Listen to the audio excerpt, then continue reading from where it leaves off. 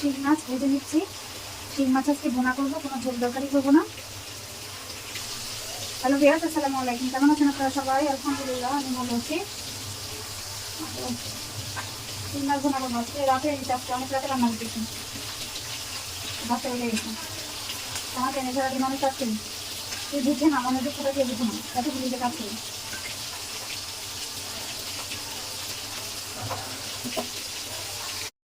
এখন পেঁয়াজগুলো ভেজে নিচ্ছি, একটু ব্রাউন ব্রাউন করে নিবো। আর এখানে মাছ ভাতের তেলটাও দিয়ে দিয়েছি, আর একটু তেল দিয়ে পেঁয়াজগুলো একটু ভেজে নিবো।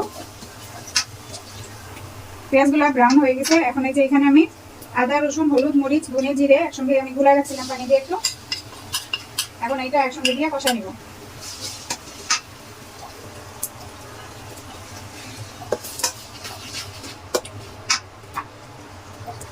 স্বাদ মতো লবণ দিয়ে দিলাম। মশলাটা কষানো হয়ে গেলে তারপরে টমেটো দেবো। আজকে টমেটো দিয়ে ভুনা করবো।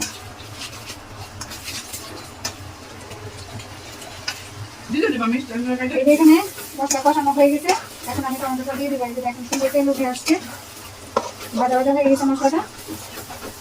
এখন আমি টমেটো দিয়ে দিব। টমেটোটা একটু ভালোভাবে কষায় তারপর মাছটা দিব।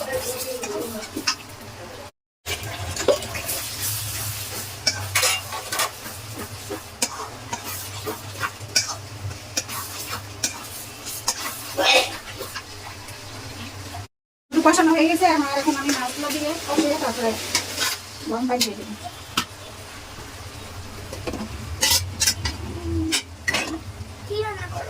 মাছ মাছ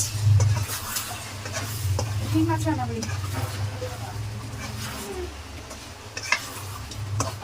এখন আমি এগুলো দিয়ে দেবো। এখন গরম পানি দিয়ে দেবো।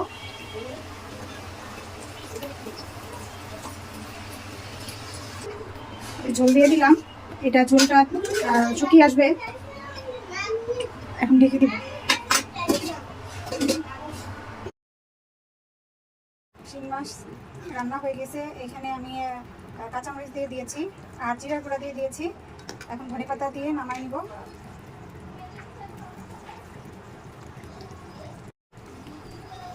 কেমন হয়েছে বলেন তো? শিং মাছের ঝোল মানে একটু ঘন করে রান্না করছিলাম।